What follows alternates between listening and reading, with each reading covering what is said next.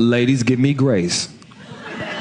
I don't feel like men are given that safe space in a relationship to be vulnerable and to be honest without being judged or without it being hijacked about how I made you feel about my honesty.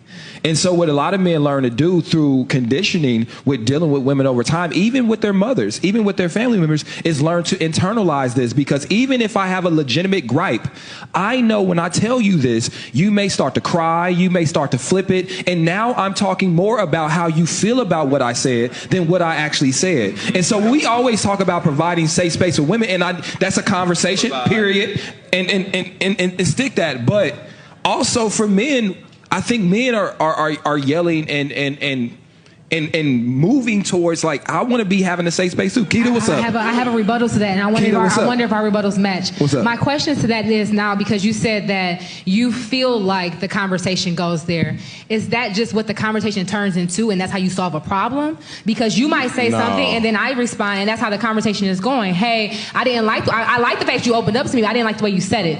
So can we talk like this, or can we do that? So in a small example of what I was talking about is what happened just now. Mm-hmm.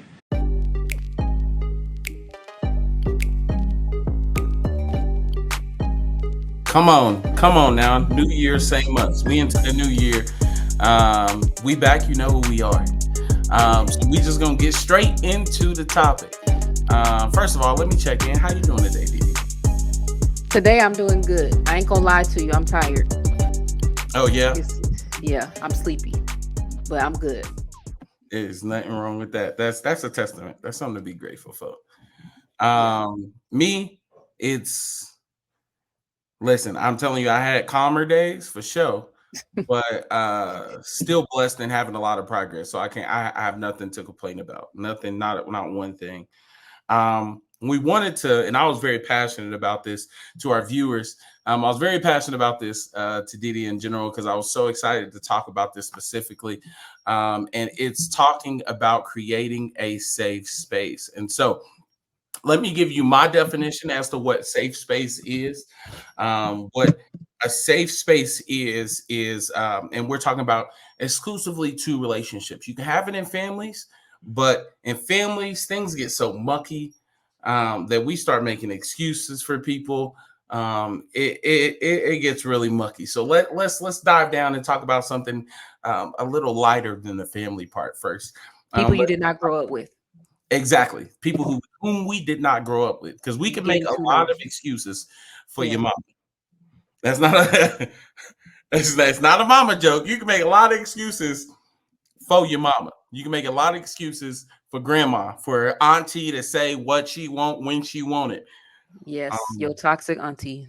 Exactly. You can make a lot of excuses for them. But what happening today is a safe space. A safe space is in a relationship. Let's ideally say that you are from the covenant of marriage. Do you have a safe space in your marriage? And what that means is when you come home, I'll use the example, and I love to use because I'm a grown man in this world trying to navigate it. I love to use practical things like if I was married and living with my spouse, and I came home and I told her like, hey, this is very unfortunate news. It's not ideal, but I need to tell you that I got let go from my job today. Now, a safe space, ideally in a perfect world, is then your wife, your partner, hearing that information, you dissecting that information, and then seeing that now puts you on a trajectory together to then pursue and conquer this valley, if you will, or conquer this hard time in your life. Now, the opposite of that, the unsafe space, happens a lot of times in relationships today. I think it's so toxic, and the most toxic thing, the fact that we do not even understand that it's a thing. And it's where you personalize the information that you just got. And what that means is you jump straight to same scenario.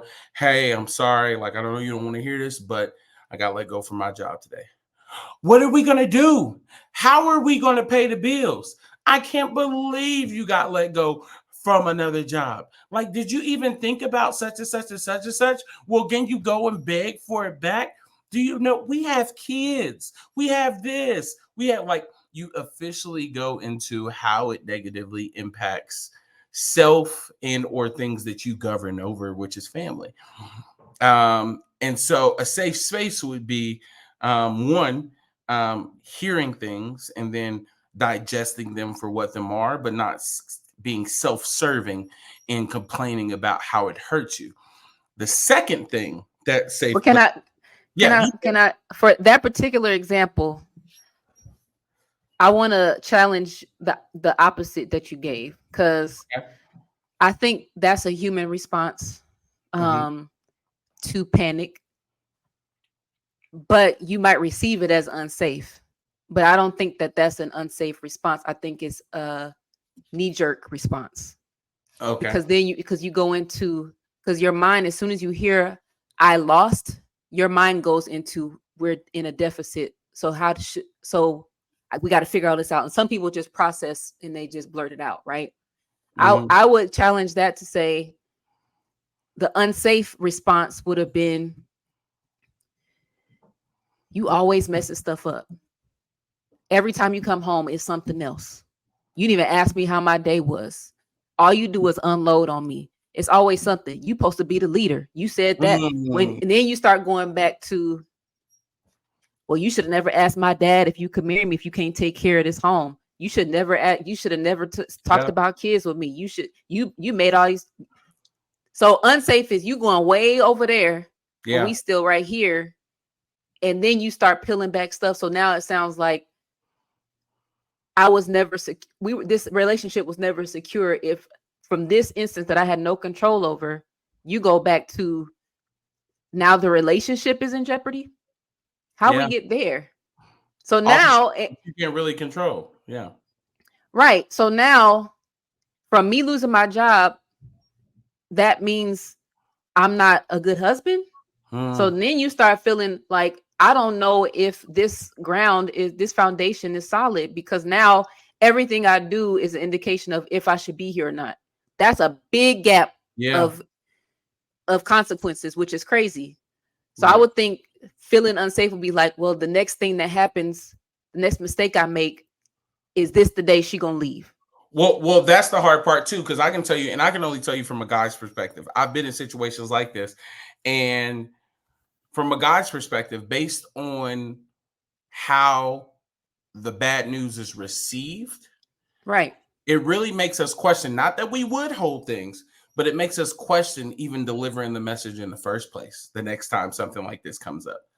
That's what I'm saying, was because the consequence she's saying is so drastic that it's like, I'll just go find another one before I tell you I lost this one. Exactly. Because now I don't know if I'm your husband no more. That's a big gap. That's a deep consequence. It just opens up more bad doors though. Like, imagine. That's what I'm saying. Like, now you second guess everything about, now you, instead of it being a job, now it's you. So now I'm not a man.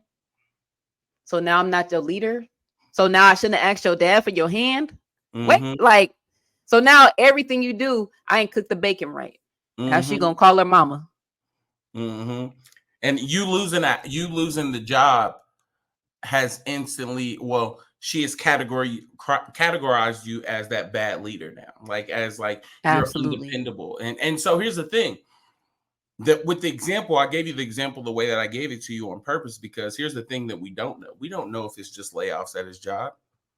It could have not been on his performance. It could have been like, hey, we got to come in here. I've seen things like this. We got to come in here. We got to cut a number of y'all. And it's nothing personal. It's not because y'all was doing bad. It's because we having hard times as a company, and we need to, make sure our margins is still there. And they come in, let go 60 people, and you just happen to be on a list of 60 people, of non-people who are essential to the basics, not the thriving of the company, to the basics of the company. And so the hard part about a situation like that is that you come in and you give it, and I'm just going to tell you, like, there is some times where those things are never even questioned before you get to the part that you were talking about. Like, that's what I'm saying. It's this the leap is crazy. So then that's going to make me feel that's like if even if it wasn't a job, what if it was just, well, I'll let you continue, then I'll give an example of a woman feeling unsafe. The type of examples we come with would be different than, it's interesting that you chose job. Yeah, security, right? Because in your mind, this is part of how I define if I'm doing good or not as a husband. If I can secure, yeah, absolutely. So your definition of security is if I do this, at least I did this part right. I probably can't cook. I probably can't fix no carburetor. I probably can't paint. I probably don't know how to use a screwdriver. But if I got a job, at least they can't say I don't work though. Exactly.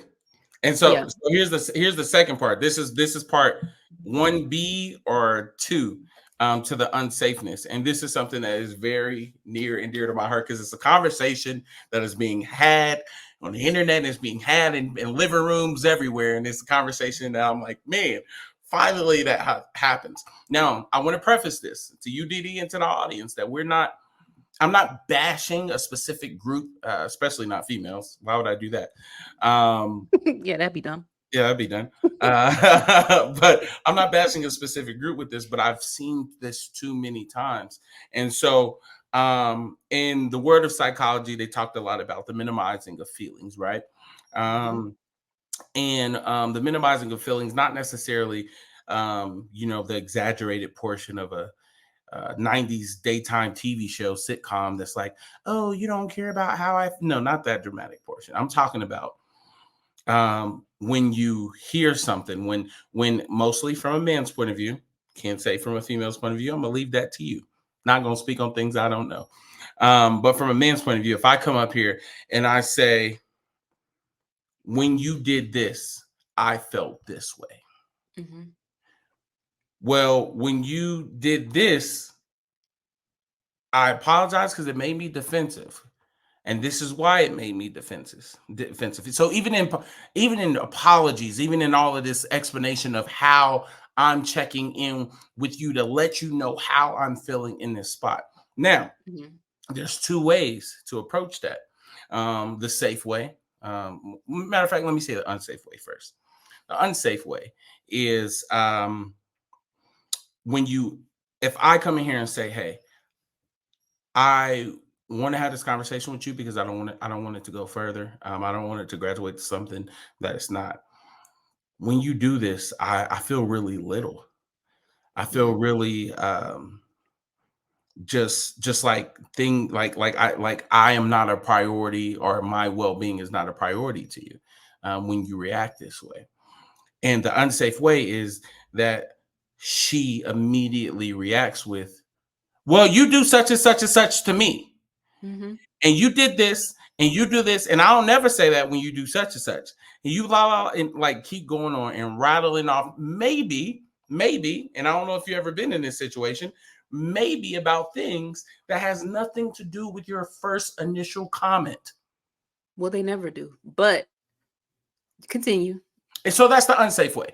The safe way, I want to say, is the reaction that you would hope in a perfect world is that they actually hear you and they digest what you say, and then they respond to what you said and didn't go to like they respond in a way where it's like, hey, well, I'm sorry that you feel this way.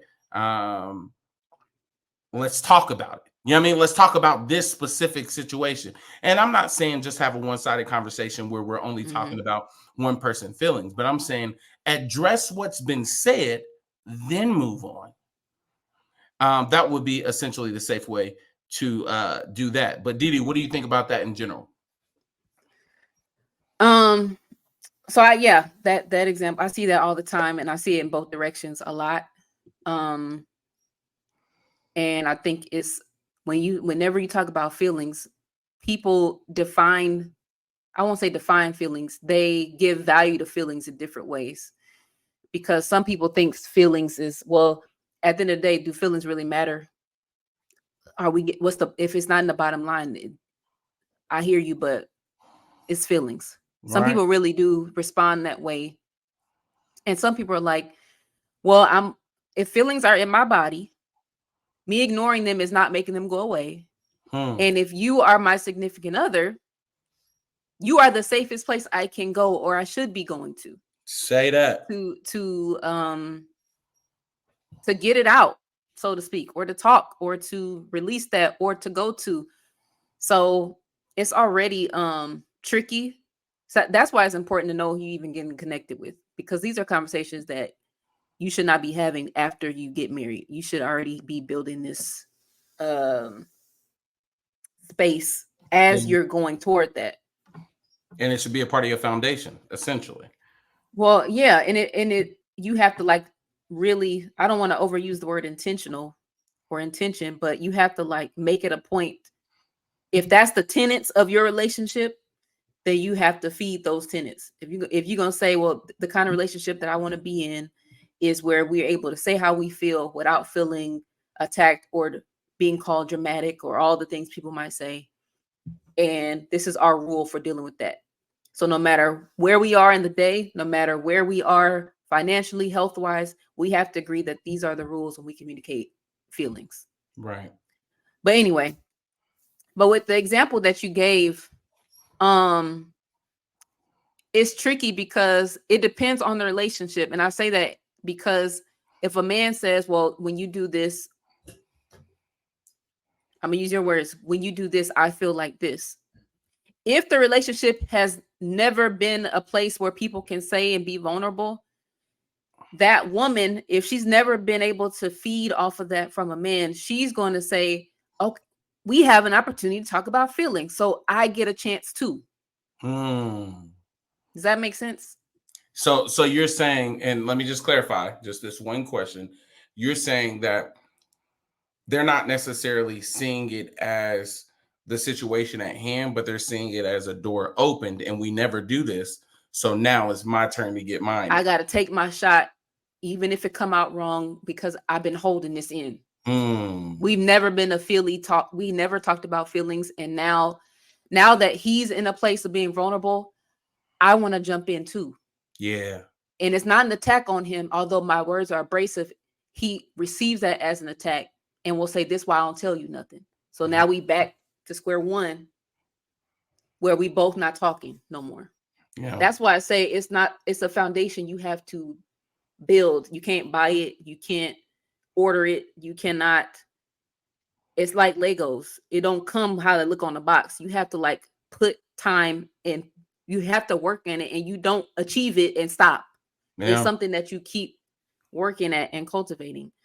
So although the response is incorrect, the intention, that's why hearing each other is so important too. Because as a man, although you might feel her words was this way, if you know her well enough, you should know, or you should be getting to know, let me hear past the attitude and see what is she really trying to say. Yeah. Because what she's saying might be valid. Yeah. She just picked the wrong time. Because you probably did do this when she said this last time. You know what I'm saying? Right. But everything is based around responses. So that's why I don't tell you nothing. How about, listen, I hear you, got you. Let's talk about it all. You know what I'm saying? Look, I got you, but I'm just bringing this to you because it's hard for me to open up, because I want you to be able to hear what I'm saying before we move on to the next topic. And then that'll disarm her. Because if she lit, don't match the litness. Do not ever, because nobody wins. I'm just that's a witness. Do not. If you want to stay together, don't. No. If you want another chance to be vulnerable, you gotta keep it here. If she go up here, it's probably because she was holding it in too. Not saying that she was right though. I am not saying that at all, because we be talking crazy to each other. I'm just being real. And I've seen it from both directions, male and female. But I think if we want to be heard, we also have to give an ear too. Yeah. So although it may start unsafe, it can still be rescued. Yeah. So would you say that, like, so a lot of questions that I have towards these things is that, well, let me start with this. there's a universal talk right now. And I don't know if it's been happening. Maybe I'm just late to the game. I'm just saying I'm seeing it all the time now. And it talks about how I'm a part of so many boards, threads, or whatever you want to call it. And it's talking about just redefining masculinity. And what that means is, and I know y'all can take that and run with what y'all think that means. But what that means is kind of like the opposition to toxic manhood, the things that we've been told that manhood is. But like, no, we need to grow up and kind of elevate ourselves from those generational curses. Like, it's okay for men to cry.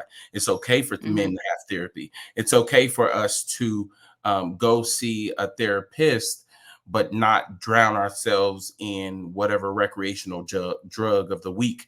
Like, it's okay for us to do those things. It's okay for us to be transparent and talk about that hurt instead of bottling it up and doing something stupid. And so those are the threads that are very, very positive. But because you know how social media algorithms work these days, you'll be on those threads. So they suggest things to you. And so this topic has come in the sense of the idea of men versus female, right? Male versus female. And first of all, anytime that you say versus, I think you're wrong. But because anytime it's me versus you, come on. Like, if we're talking about a team, we're a team. That's another episode. If you were in the same jersey, come on, it ain't me versus you. So what they're talking about is that how it is normalized, and they're not saying this in a bad way, but they're saying this part of it's normalized for a female to vocalize her emotions, and that is considered a plus of transparency. Like, oh, wow, good job. You communicated how you feel. Like, that's a plus, gold star. But on the reverse end, the other effect on the male side, they're saying that it's a culture in the world, in the media, in the world today, culture today, that if you do that too much as a male, you're now not considered masculine. You're now not considered a man. You know, you'll hear comments like, "Oh, that's a female move. Like, why are you so emotional? Like, are you kidding me? Back down. Like you soft. Like, you know, words like that. We've heard all of those before. What is your thought towards that conversation in general? Because I know it's out there. I don't hear it. Maybe it's because I'm not a man, but I don't. And I'm not speaking for women because I'm just me.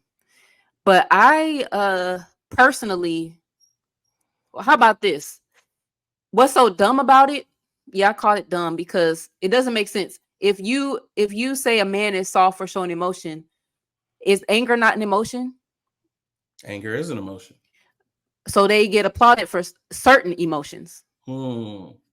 Because there is a segment of women that like the bad boy persona, or the you know, or say, oh man, he weak. The last time I called a man weak, I was watching a movie and his wife got verbally and then like physically attacked, and he put the kids in the car and said, let's go.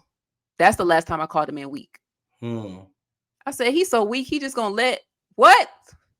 Come on, let's go. I was like, what in the world? What you mean? I was like, I was in that movie theater like, his old weak self. That's weak to me. Ain't no way I'm gonna have your last name and you gonna leave me. Are you crazy? To me, that's not masculine. Yeah. Okay, because you ain't finna be. I'm not finna be submit. You think I'm gonna submit to you? Are you crazy? After you let me get hit in the street? Yeah. Yeah. And you think I'm gonna let you see my kids and raise them to do what? To leave their mama? Yeah. To me, that's weak. But me personally, I do think that I can see how that's a mindset. But I think it's the connotation we say feelings. I go back to my initial point. some people think feelings are a weakness in general. True. So when you say they tell boys not to cry and things like that. Listen, if something hurts, what are you supposed to do? Have tears out your ears? Like, that's what they're for. It's like I tell my son, cry if you must, but we're going to keep it moving. Yeah. Okay. And then if something happens, and to me, it might not be a big deal, but to him it is, I'll be like, all right, I'm going to give you 5 minutes because I know you don't want to talk about it, but we're going to talk about it. Right. And I'm going to explain so to help you understand, and you're going to calm down and realize. And then I tell him, save your tears for the good stuff. So not that you can't cry, but I want you to remember this right here wasn't worth your tears. Save them for the good stuff. Yeah. The stuff that really matters to your heart. So I think when we talk about feelings, we need to stop acting like they're not there. They are there. Yeah. If you are a human being that's alive, you feel things. Yeah. So it's not so much throw your feelings away.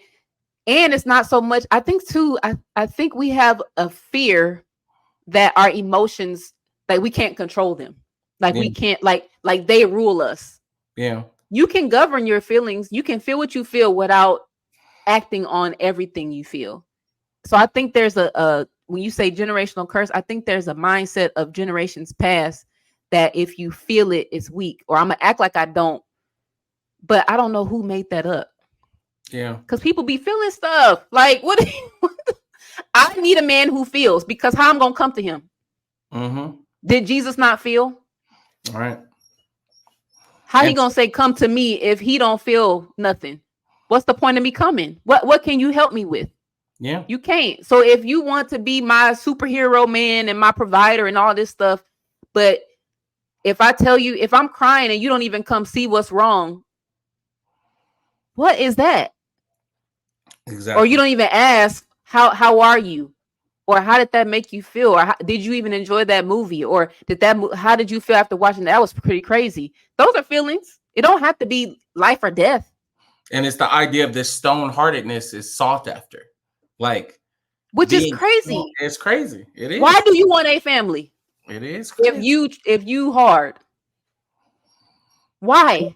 But it has to, like, I just have to think that it played a part when, you're saying, get up, rub some dirt on it. You know what I mean? Like that had to play a part in all of this. It does. A soldier mentality without being an actual soldier. Yes. And everybody ain't built to be no soldier. And then two things can be true at the same time. That's the part that's frustrating. We try to make people robots. We are very complex. Right. You can get up. Listen, everybody that was born, let's say 1980 until 2000, you should have scars from your childhood still. Mm-hmm. How many times you fell, scraped your knees. I cried when I fell, but I still got back on my bike. Mm-hmm. You know what I'm saying? So two things can be true at the same time. You can get up, put some spit on it, as my mom would say, just wipe your knees off, put some spit on it, it'd be all right. Now I cried, but I definitely was finna ride my bike the rest of the way because I wasn't trying to go back home. So you can cry, you can feel it without stopping life. Mm-hmm. And I think people feel like, oh, if I let it get to me, then it's gonna mess up who I am. Mm-hmm. That doesn't make sense. That mindset is so backwards to me. Or the definition of strength. Absolutely. Strength is, even like if anything happens and you are unable to hold back these tears and you actually do cry, never let them see you cry. Absolutely. Never let them see you bleed. You do that stuff in secret and in silence. Like that's what's been told to us. And it has to and that's that's the only thing I can think of off the top of my head that just contributes to this idea of strength. Oh, I'm strong because I don't cry. Or let's go the opposite way. I'm weak because you've seen me cry. And that those two are not related at all. Mm-hmm. What do tears have to do with weakness or strength? Your body has nerves. Yeah. and it builds up stress, and it has Yes. to relieve this stress. And, External forces affect how your body responds to certain things. right. You are built to feel. The strength versus not strength idea, to me, it's almost like, if you don't want to feel, why do you want to be in a relationship with people? Mm. Why get a dog? They gonna die eventually. Why get a family? People don't live for it. Like, every day is a risk of you feeling something. Yeah. Some people cry when their team lose. Don't nobody call them weak. Facts. You're not even on the team. You paid to come here. Fact. And you crying. And just like you said before, but like, crying is weak, but this temper tantrum is justified. Exactly. Or you going off on the internet calling everybody's name and we applauding you. You know how silly you look? Mm-hmm. I'm sorry. I just have to say this, and I'm going to say this for the world to hear. Go ahead. I do not like a messy man. I don't like a messy woman.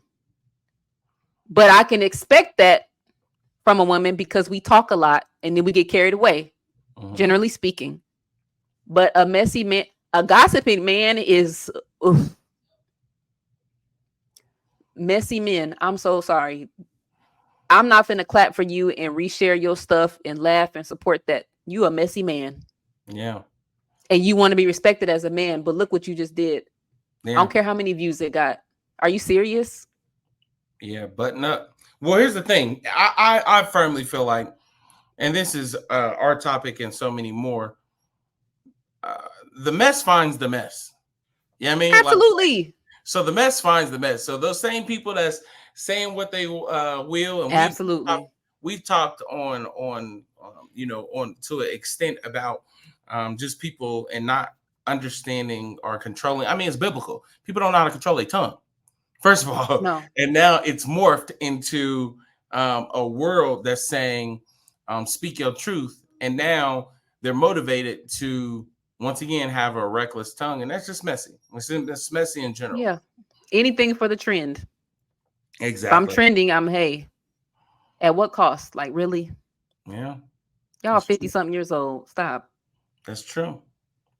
Well, even coming back to the safe part about that, because it transcends way beyond relationships. Like, and so, and you said this and you mentioned this. If I am married and coming home to you every night,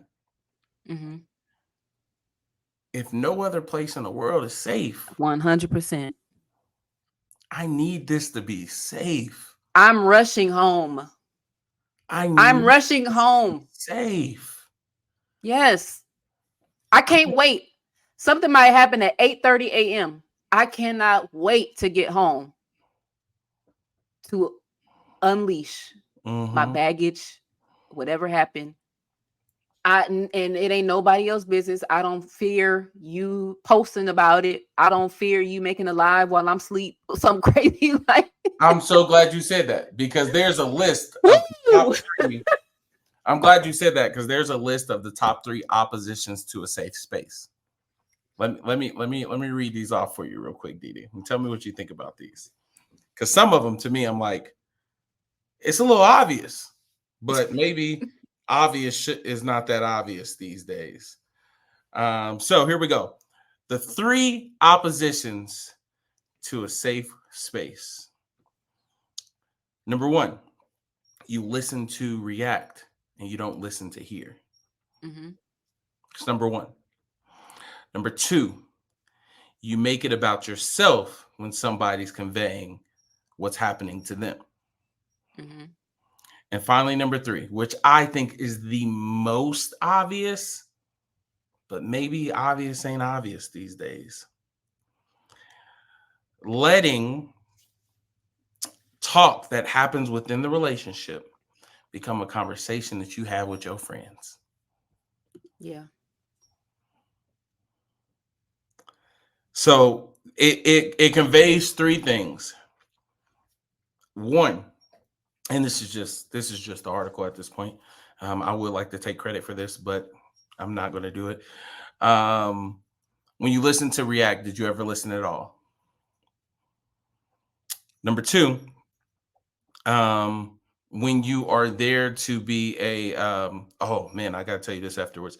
But when you're there to be a lightning rod, meaning you're listening, you're trying to figure out what's going on with them, but you're actually causing more harm than help. And then finally, number three, it will never be a safe space if you can't even trust where the information is going. The craziest thing, and so one of my friends, Ken, I'll shout him out. Shout out Ken. If you watching this, you the one, you the real one. He told me something that he does in his marriage, and I was like, man, that's real. Like, so for guys, I'm about to tell y'all this right here. You know what I mean? This is a nugget. All right. Every single guy, you need to know this. He says that he is established with his wife a question that literally helps dictate 90% of their conversation. And the question is this a bowling moment or is it a tennis moment? When he said that, I was like, what?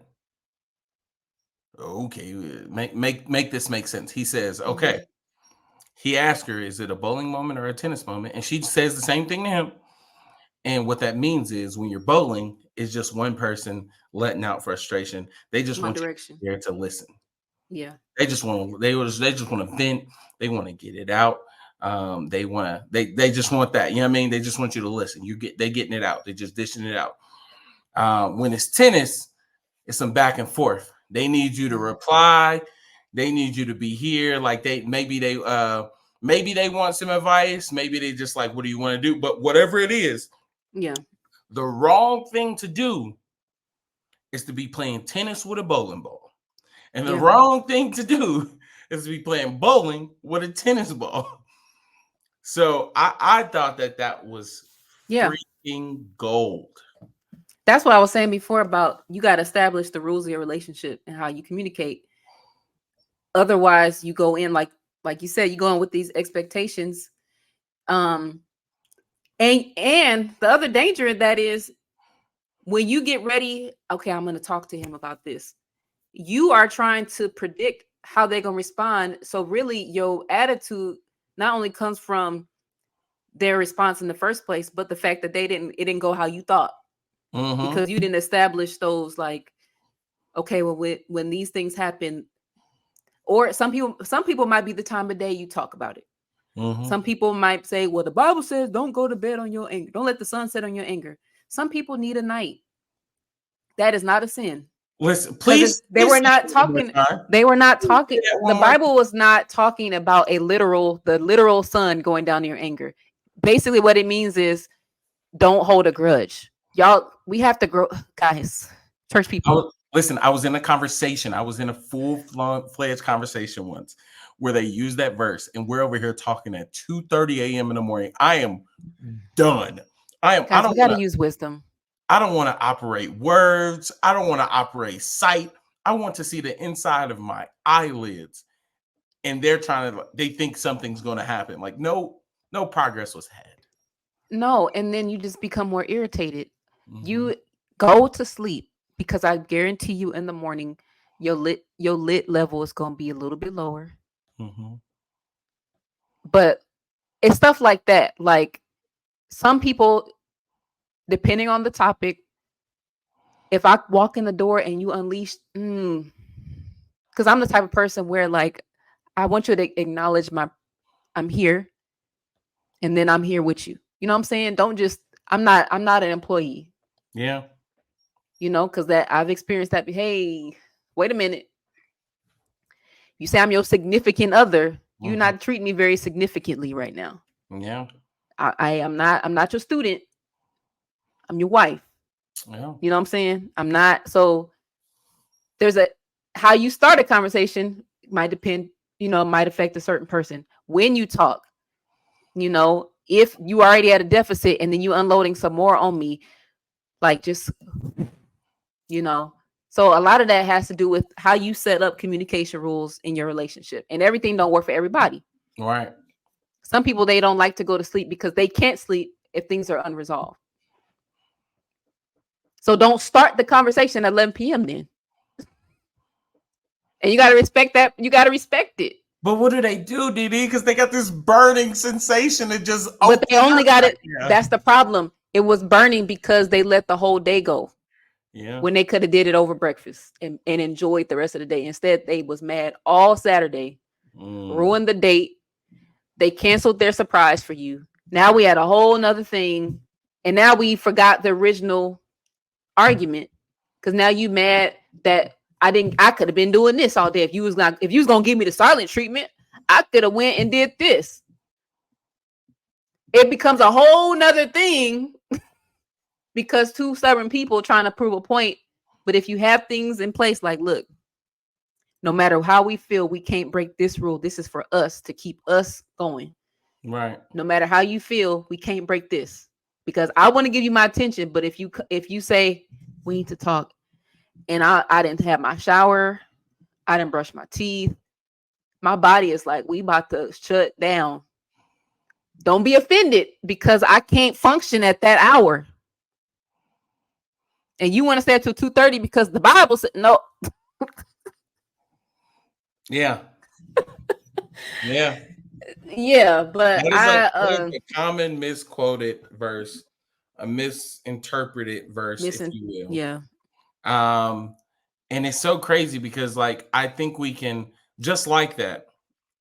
When it comes to the Bible in general, especially when it comes to relations, be it marital relationships, family, friends, whatever, we can weaponize these things.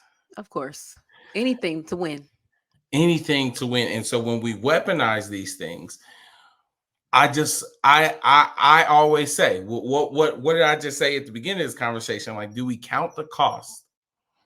Do we count the cost of our reactions? And ultimately, that could be said for this whole thing. Yeah. This whole thing can be, do we count the cost of our reactions? So when you get that first example of somebody coming home and saying like, hey, this happened. And of course, it's unfortunate for both of us. How do you react? You got to count the cost of the way that you react. You have to count the cost of the way that you proceed in this calamity in general. And then when you sit up here and actually make these decisions and decisions as to the words that you ever say or the actions that you actually do, ultimately, and the Bible doesn't read this, but it talks about judgment. It talks about, one of those other misquoted things, only God can judge me. But on that judgment day, of course, we want to hear, well done, my good and faithful servant. Mm-hmm. But I always wonder about that moment. I'm like, man, like the hardest question when we talk about maybe things that we know that we could have done well, maybe things that we don't know if we've done well. Mm-hmm. The question, literally in big letters, was it worth it? That decision that you made, that action that you did, that explosion that you had at 11 p.m., like no matter what it was it worth it? Did that render the results that you thought that was going to come from that? Yeah, No. and if you have to ask that question, that's your answer. Because you don't ask that question when things work out well. Yeah. Was it worth it? No. Was it worth it? You don't even, you don't ask that when you're successful. Yeah. Or when things go your way. So if you're asking the question, it's for a reason. But yeah, I think just to quickly touch on what a safe space is for a woman. Okay. Generally speaking, because the example you gave was more provisional, like job, which can be a big life change. But it's interesting. That's the first thing that came to your mind. For women, more often than not, is, can I tell you how I feel without you thinking I'm telling you how you made me feel? And what I mean by that is sometimes a woman will hold her feelings back because she knows the man will take it personally and think that he can fix it. Because she must be feeling like this because I dropped the ball somewhere when what she's talking about may not have nothing to do with you. It may just be how she feels. Or if you're somebody who doesn't like to communicate, and communicate is exchange. It's not just somebody talking and you just, well, I'm listening. So that you can communicate by just sitting there or not. But if I say that, if I say maybe it's my relationship with somebody in my family and you kind of know the history, and then you're like, well, we got to go to Thanksgiving over there, and she's the whole week leading up to it, she's talking to you about, I don't want to do this. This is hard. And then you go and then you come back, or on the way there, she's talking about it. On the way home, she's talking about it. While you're there, she's giving you that look like, can we go? And then you like, can you just let this go? And now it's like, you're fed up because you heard about a lot about it. That's because you were just letting her talk and you interpreted it as, well, she just got to get it out, instead of like, this is actually something on her heart because she has been talking about this all day. Let's see what's like, let's see if we can come up with not a solution, but like a code. Yeah. When my wife is overwhelmed and she says this phrase, she might need to go get some air. And she just likes when I go with her. Instead of being like rolling your eyes, you know what I'm saying? Because right. that will make a woman bottle up. And I'm just going to tell y'all, if you married or getting married, or you expect to be married and stay married, when that happens, you ain't getting none.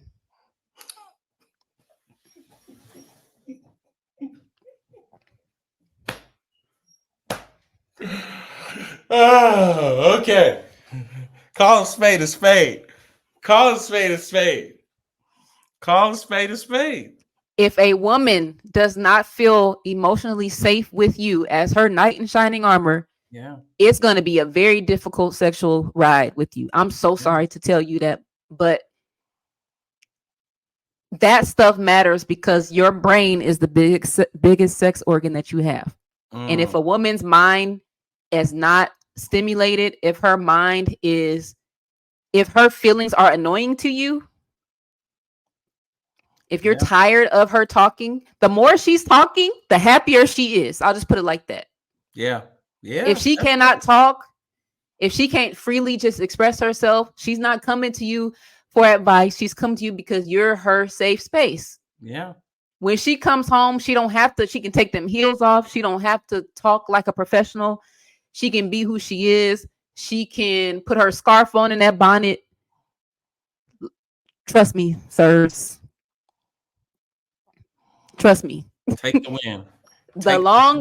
Please, if your woman is talking a lot, listen, put that on the point on the scoreboard. Your woman is happy. Yeah, that's good. If your woman is happy, she's happy. That's good. And every wish is her command. I'll just leave it at that. That's not bad at all to leave it on. That is not bad at all to leave it on. Well, but if she ain't safe, safety is. So this is what let me back up and just say this. Like, I always hear that safety is like a big priority in, just women in general. Like, they want to feel safe. And so with that safe space here, I got a question for you. And I know this may be case by case. Mm-hmm. It may be a universal answer. I don't know. But you kind of brought it up. But from the man's side of things, I always prefer to be transparent. I think transparent is key. I think honesty is key. I think people can learn from when you struggle just as much as when you having good times, or when you have successes. But in that safe space, and maybe I'm asking first your perspective, and then you can give me the general perspective. Okay. From your perspective, I struggle, and I know a lot of guys do struggle with this, with the hesitation to say things that could excite worry. So like, Got you. I know it's I not got a big deal in my brain. Like let's say it was a job, right? Like I know it's not a super big deal. Like I know it's unfortunate. I know it's a setback. Maybe we're gonna feel it a little bit, but I got a plan. Like, you know what I mean? Like I'm not tripping as much. But the worst case scenario is me sitting up here being transparent about that, and then her getting even more worried and hyped up and way more worried, 10 times worried than I am in general. Like, you know what I mean? Because I got a plan in my mind, and I'm telling her, hey, I got a plan. I mean, I don't exactly know how it's gonna go out, but like I'm pretty confident that we can turn this thing around, right? But she can't see that plan. She can't see, the ins and outs, and you don't know the plan fully to explain it. So with stuff like that could excite worry, from your point of view, in that safe space, is that something like, hey, I have to invite it and just figure out how that looks like for me? Or would you say that, okay, walk in wisdom with how you say that or what you say? I don't understand that last part of your question. So if Maybe that was don't a say. scenario, maybe, oh maybe don't say. no, I want to know, Okay.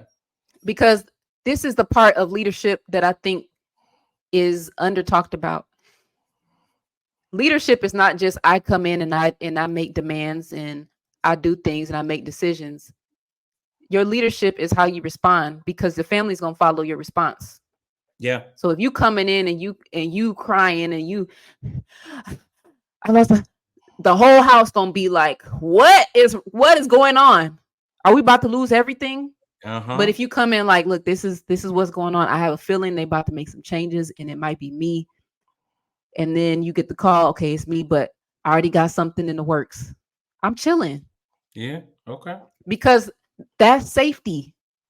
Y'all think you keep going back to this because as a man, you're like, I don't want her to have to worry about anything. Facts. But withholding information or giving the information, even at that risk, we feel safe. Because you've trusted me enough to show me all where you feel the strongest, or where things happen that you don't expect. You still came to me. Right. People mess up when they hide information, because now I don't trust you. What else are you hiding? Right. What else don't I know about you? I thought you was it. I thought we knew each other inside and out. So now you feel like you couldn't tell me that? Why? Right. What was I going to do with the information? Right.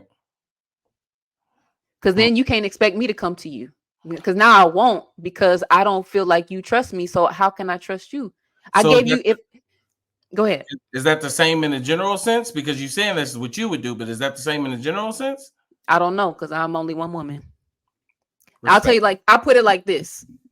If I'm a woman who has a relationship with God, and if I trust enough, because it takes faith to love somebody, another human being, because it's risky. If I trust that God said, this is it for me, if I love this man the way that I know love to be, if that's the kind of woman I'm saying I am, generally speaking, then that's the response I should have. But I will say trust issues come in if you say, I'm not going to tell her. Yeah. Because a safe space for a woman is he was willing to tell me when he had everything under control and when he didn't. Yeah. And I think your concern that it might excite worry is that masculinity thing that you got in your mind. Okay. I don't want to let her down because I had a chink in my armor. We don't care about no doggone armor. Did you come home? Facts. Yeah. It's safety. It's almost like how kids are when their parents are home. They might be in a whole other side of the house. They might come, Mama, what? Oh, nothing. They just want to know you there. Right.